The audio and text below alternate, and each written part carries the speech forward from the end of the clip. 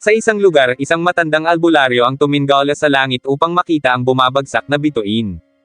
Sinabi nito sa batang kasama niya na iyon ay tanda ng pag-uwi ng isang mandirigma. Samantala, isang pagpupulong ang nagaganap sa barko ng Red Dragon Gang. Nakatanggap si Vicious ng alok na maging dealer ng Red Eye mula sa isang dating kakilala sa Callisto.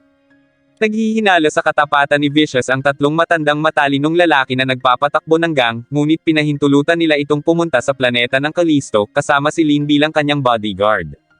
Sa Bebop, nagising si Spike dahil sa sobrang bonus, sabay tayo at pagkatapos ay lumapit kay Jet. Doon ibinigay ni Jet ang sulat na iniwan ni Faye na nagsasabing umalis na ito ng walang paalam at huwag na umano itong hanapin ng tatlo.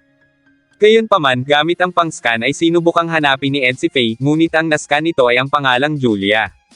Napabalikwa si Spike nang marinig ang pangalang yun at agad na inalam ang kinaroroonan ni Julia at saka nagmadaling umalis. Sinubukan itong pigilan ni Jet at sinabing baka kapangalan lang iyon, ngunit nagpatuloy pa rin si Spike. Sa isang bar sa Callisto, nilulunod ni Faye ang sarili sa kalungkutan habang nakikinig sa tumutugtog ng saxophone. Abala naman si Spike sa pagtatanong sa mga residente tungkol kay Julia, pero sinabi ng Becky na si Julius na siguro ay ang saxophone player na si Gren ang nakakaalam dahil nakita niya yun na may kasamang babae nung nakaraan. Sa bar ay biglang lumapit si Gren sa nagbabahing na si Faye at pagkatapos ay sinabi nito na walang babae sa bayang iyon kaya dapat maging maingat umano si Faye. Samantala, habang naglalakad ay na-corner ng isang gang si Spike dahil napagkakamalan itong si Vicious na may dala ng napag-usapang pera. Kinalaban ni Spike hanggang sa umatras na ang mga iyon. Nang maka-order si Jet ng kanyang inumin ay napanood nito sa TV ang tungkol sa wanted na may pabuyang doble ang halaga na pinangalan ng Gren Elijah. Samantala, habang naglalakad si Faye ay nakasalubong nito ang parehong gang na nakalaban ni Spike pero ipinagtanggol siya ni Gren at isinama sa pagtakas. Dinala ni Gren si Faye sa kanyang apartment at doon ikinwento nito ang tungkol sa kung bakit ito umalis sa Bebop. Pagkatapos ng usapan ay umalis muna si Gren habang naiwan naman si Faye na umiinom habang nakatingin sa mga litrato. Maya-maya pa ay nakarinig siya ng voicemail mula sa isang lalaking agad na kinilala ni Faye bilang Vicious, kaya nalaman niya na magkasabwat ang mga ito. Pagkatapos ng voicemail ay lumitaw si Spike at sinabing naaawa siya kay Julia dahil ginagamit ang pangalan yun sa ganoong klase ng transaksyon. Samantala, tinambangan ni Faye si Gren sa banyo habang naliligo, ngunit laking gulat nito nang makita ang itsura ni Gren, pambabae sa itaas na kalahati at panlalaki sa pambaba. Sa paghaharap naman nina Spike at Vicious, tinutukan ni Spike ng baril si Vicious ngunit pumagitna sa kanila si Lin. Pinaril ni Lin si Spike at iniwan nila iyong nakahandusay. Sa silid, sinabi ni Gren kay Faye na siya ay nasa parehong unit kasama ni Vicious sa Titan. Naalala ni Gren ang nakaraan noong magkasama sila ni Vicious sa isang kuta. Ibinigay ni Vicious kay Gren ang music box na mula pa kay Julia, at pagkatapos ay iniligtas siya yun mula sa pag-atake ng Scorpion at saka umalis. Pagkatapos ng digmaan ay pinagbintangan si Gren na espiya na pinatotohanan naman ni Vicious. Dahil doon ay nabilanggo siya na siyang naging sanhi ng kanyang pagkabaliw dahil sa insomnia. Gayunpaman, nais niyang makita muli si Vicious upang maitanong kung bakit siya ipinagkanulo nito. Samantala, patuloy ang paghahanap ni Jet kay Faye at saktong nakapagtanong ito sa bar na pinanggalingan ng dalaga kaya nakakuha ito ng impormasyon. Natagpuan niya si Faye sa isang silid na nakaposas ang mga kamay. Nagkamalay na muli si Spike at habang sakay ito sa kanyang sasakyan ay nakatanggap siya ng tawag mula kay Jet na nagsabing kilala na umano yun ang tao sa likod ng gumagamit ng codename na Julia, si Gren. Isang takas na preso na may nakapatong na pabuya sa ulo. Pagkatapos ng pag-uusap ng dalawa ay napatanong si Faye kung sino si Julia, ngunit walang naisagot si Jet dahil ang tanging alam niya lang ay basta konektado iyon kay Spike. Nakipagkita si Gren kay Vicious sa isang rooftop upang makipagtransaksyon. Doon nito isiniwalat ang sama ng loob sa pagtatrador sa kanya noon ni Vicious kaya ang lamang bomba ng isang malita ay pinasabog ni Gren malapit dito. Sa paghaharap ng dalawa ay namatay si Lin dahil sa pagprotekta kay Vicious. Dumating si Spike sakay sa Swordfish habang inaatake ang sasakyan ni Vicious upang mabigyang katarungan ang pagkamatay ni Lin para lamang protektahan ang tulad ni Vicious. Habang nakikipaglaban ay biglang narinig ni Vicious ang tunog ng music box na nakatago sa loob ng pakete ng droga. Dahil doon ay biglang sumabog ang pangalawang bomba na ginawa ni Gren dahilan para maputol ang kanang parte ng sasakyan ni Vicious at saka bumulusok palayo. Agad na bumalik si Spike sa rooftop kung nasaan si Gren upang itanong ang kinaroroonan ni Julia. Ngunit dahil sa sama ng kalagayan ni Gren ay hindi ito sumagot at hiniling na lang kay Spike na isakay siya sa sasakyan dahil nais niyang bumalik sa Titan, sa kabila ng katotohanang hindi niya na yun magagawa dahil mamamatay na siya. Sinunod ni Spike ang hiling ni Gren at bago umalis ay sinabi ni Gren na palaging binabanggit ni Julia ang tungkol kay Spike. Tuluyan ng lumipad ang sasakyan ni Gren habang bumalik naman si Spike sa Bebop. Sa huli, nakita ng albularyo at ng batang lalaki ang pagbagsak ng sasakyan ni Gren na animoy bulalakaw sa kalawakan. Makalipas ang ilang araw, nahuli ng tatlo ang mga kriminal sa isang cybercrime ring, ngunit wala silang nakuha na kahit anumang pabuya bagay na ikinainis ng mga ito. Isang bagay na pare-pareho nilang nakuha ay ang piraso ng chess.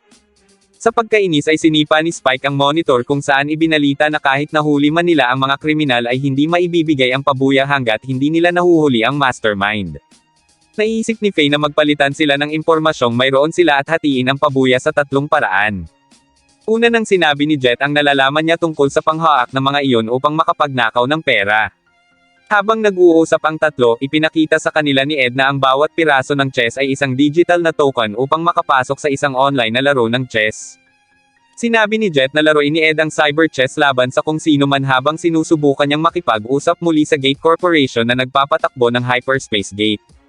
Sa pagtira ni Ed ay napukaw ang isang matanda na napangiti habang nakatingin sa laro. Sa isang gusali, binati ni Jet ang isa pang bounty hunter na si Jonathan. Bago ito umalis ay sinabi nito kay Jet na ang kasong iyon ay hindi ganoon kadali. Nagsimula na siyang makipag-usap sa isang lalaki tungkol sa isang planadong laro sa isang piraso ng chess na dapat umanong alam ng Gate Corporation.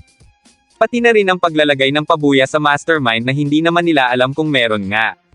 Gayunpaman, sinabi ng lalaki na dapat gawin na lang ni Jet ang kanilang trabaho bilang bounty hunter at saka pinaalis. Tingid sa kaalaman ng lalaki na naglagay si Jet ng sikretong device na nakabalot sa sigarilyo upang marinig ang usapan nila. Doon nalaman ni Jet ang pangalang Chessmaster Hex. Agad itong tumawag kay Spike para paimbestigahan si Chessmaster Hex na maaari umanong mastermind sa likod ng mga nangyayari.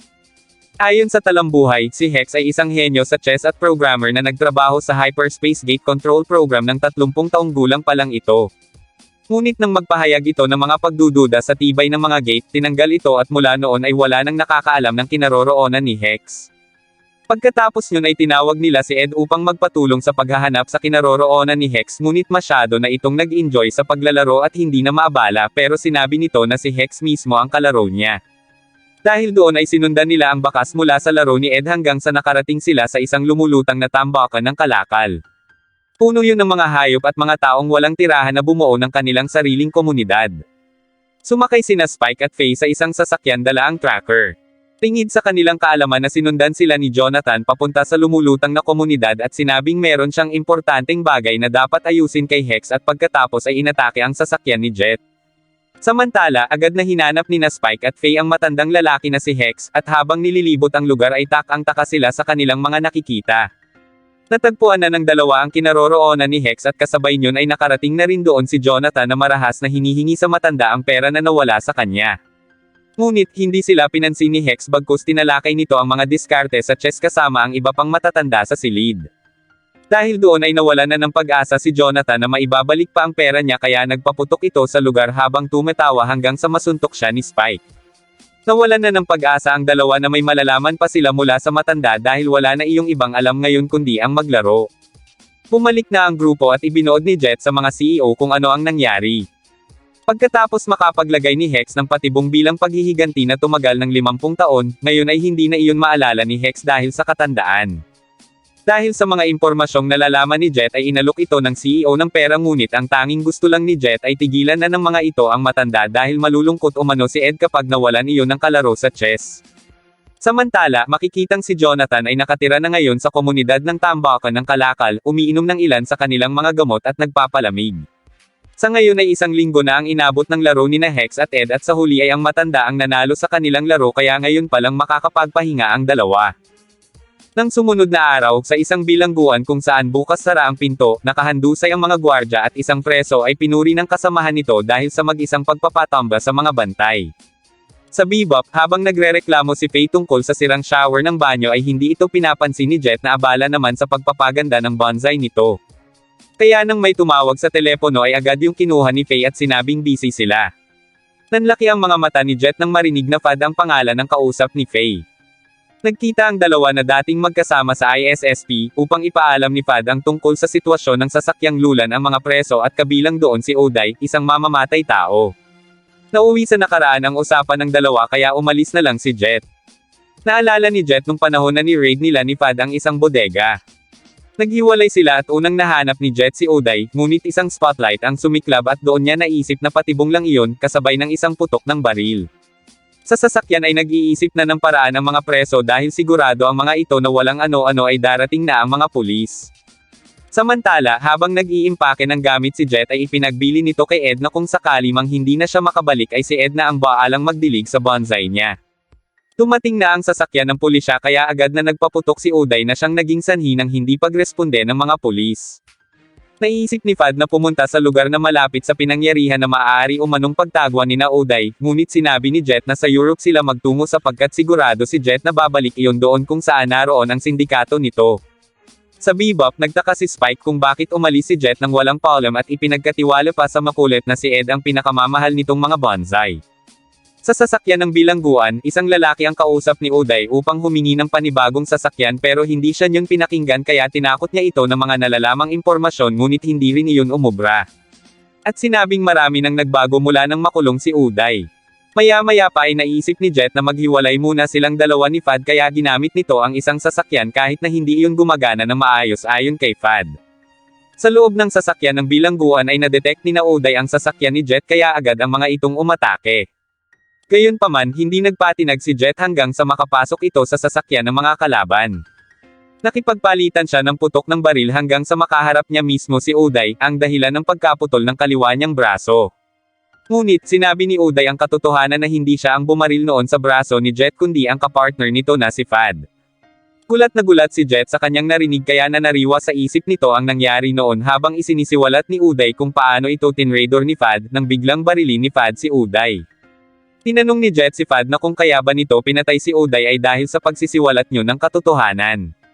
Sumagot si Fad at sinabing kasalanan yun ni Jet dahil sa hindi nito pagsali sa sindikato tulad ng ginagawa ng ibang kapulisan. Itinutok ni Fad ang baril kay Jet ngunit sa pagkalabit nito ng gatilyo ay naunahan siya ni Jet. Nabigla si Jet sa nangyari at agad na nilapitan si Fad. Doon nito nalaman na wala naman talagang bala ang baril ni Fad at sinadya yun ang nangyari para mabaril siya ni Jet.